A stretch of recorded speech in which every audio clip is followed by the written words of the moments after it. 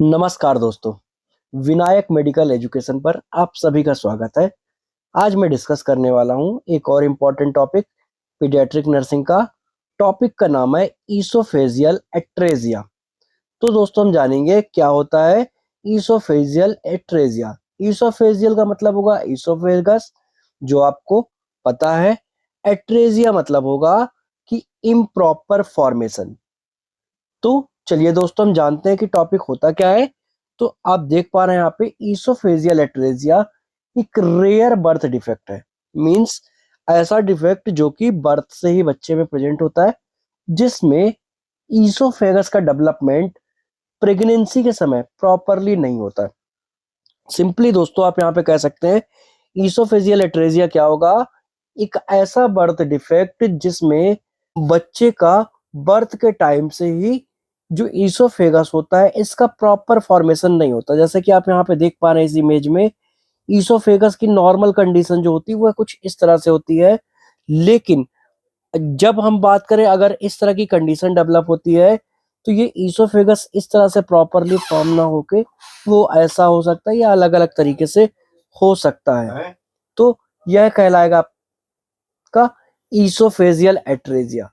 Next हम जानते हैं ईसोफेगस। ईसोफेगस क्या है? तो ईसोफेगस हम सभी जानते हैं दोस्तों कि यह एक ट्यूब है या पाइप है, हम जो भी कहना चाहे कह सकते हैं, जो कि सिंपली माउथ को स्टमक से कनेक्ट करता है। मींस जो कुछ भी हम फूड लेते हैं तो वह माउथ को स्टमक से कनेक्ट करता है, उस फूड को पहुंचाने का स्टमक तक काम करता है। जैसे कि यहाँ पे आप देख पा रहे हैं कि ये नॉर्मल कंडीशन है। यहाँ पे जो ईसोफेगस है ये डायरेक्टली फूड को स्टमक तक लाके पहुंचाता है, तो इसी को हम कहेंगे ईसोफेगस। नेक्स्ट आते हैं एट्रेजिया। अब एट्रेजिया का मतलब क्या होगा?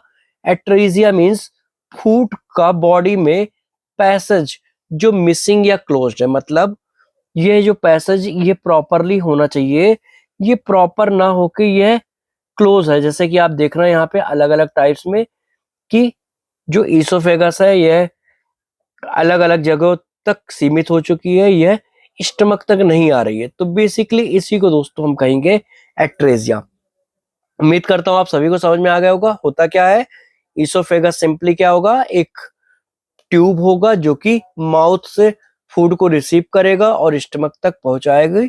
उसके बाद एट्रेजिया का मतलब क्या होगा, जो ईसोफेगस है उसका प्रॉपरली फॉर्मेशन नहीं होना या इनकम्प्लीट फॉर्मेशन होना ही एट्रेजिया कहलाएगा। नेक्स्ट आते हैं दोस्तों कॉजेस की, इसके आखिर कारण हो क्या क्या सकते हैं।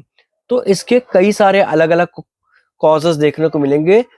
पहला होगा दोस्तों प्री मैच्योर बर्थ। अगर मान के चलिए बेबी बर्थ हुआ है और वह प्री मैच्योर बेबी बर्थ है, तो उस कंडीशंस में हमें देखने को मिल सकता है कि ईसोफेजियल एट्रेजिया हो सकता है। नेक्स्ट है जेनेटिक फैक्टर्स। अब जेनेटिक फैक्टर भी दोस्तों जो होगा वह भी इसका कारण हो सकता है। नेक्स्ट है आईयूजीआर। अगर मान के चलिए इंट्रा यूट्राइन ग्रोथ रिटार्डेशन की कंडीशन होती है या ग्रोथ जो है यूट्रस में फीटस की प्रॉपरली नहीं होती, तो उस कंडीशंस में भी हो सकता है। फिर एनी मैटरनल डिसीज। अगर मान के चले मदर को प्रेगनेंसी के समय किसी भी तरह की टर्मिनल इलनेसेस होती हैं, तो उस कंडीशन में देखने को मिल सकता है। और रेडिएशन एक्सपोजर, अगर मदर लगातार रेडिएशंस के एक्सपोजर में आती है तो भी यह कंडीशन ऐसी होगी दोस्तों जहां पे हमें यह प्रॉब्लम्स देखने को मिल सकती है। तो यह बेसिकली इसके कॉजेस कहलाएंगे। नेक्स्ट आते हैं इंसिडेंसेस कि अब इसकी घटनाएं होती कितनी है।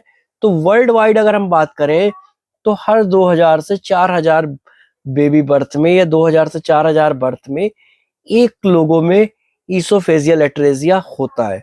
जबकि अगर हम भारत में बात करें दोस्तों तो हर 2500 बर्थ में अगर 2500 बर्थ हो रहे हैं तो उनमें से एक में आपको ईसोफेजियल एट्रेजिया देखने को मिलेगा। तो यह थे इसके इंसिडेंसेस। नेक्स्ट आते हैं दोस्तों इसके टाइप्स। तो इसके अलग अलग कई टाइप्स देखने को हमें मिलेंगे। सबसे पहला है only oesophageal atresia. Only oesophageal atresia मतलब जहां पे ईसोफेगस में जो होगा वह एट्रेजिया देखने को मिलेगा, जिसके चांसेस जो होते हैं लगभग 8% देखने को मिलेंगे। देन है only atresia with total oesophagus defect. मतलब यहाँ पे टोटल ईसोफेगस में डिफेक्ट देखने को मिलेगा, जो कि अपर ईसोफेगस में आपको देखने को मिलेगा। बेसिकली इसमें 1% चांसेस होते हैं कि इस तरह का एट्रेजिया हो सकता है। नेक्स्ट आते हैं दोस्तों, only atresia with total oesophagus defect, मतलब यहाँ पे सिर्फ एट्रेजिया देखने को मिलेगा और टोटल ईसोफेगस डिफेक्ट देखने को मिलेगा, जो कि लोअर ईसोफेगस में आपको देखने को मिलेगा दोस्तों, ये लोअर साइड में मिलेगा। इसके चांसेस सबसे ज्यादा होते हैं, लगभग 80 to 90% इस तरह के चांसेस हैं। देन है only atresia with total oesophagus defect, मतलब जहां पे अपर और लोअर दोनों ही जगह पे आपको एट्रेजिया प्रेजेंट देखने को मिलेगा। और इस तरह का जो एट्रेजिया होता है या ईसोफेजियल एट्रेजिया, इसके चांसेस लगभग 1% ही आपको देखने को मिलेंगे।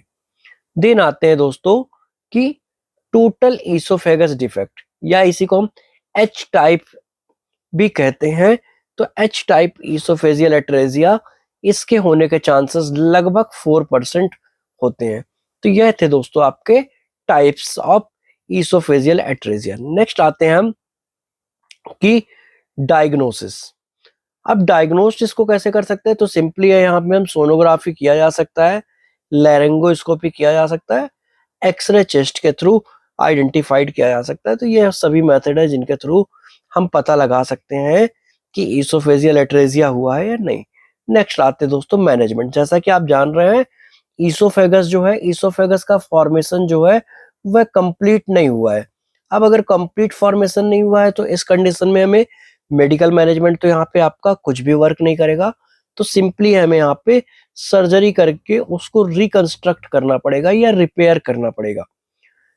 तो दोस्तों इसके लिए सर्जरी करना पड़ेगा और इस सर्जरी को हम कहेंगे एनास्टमोसिस।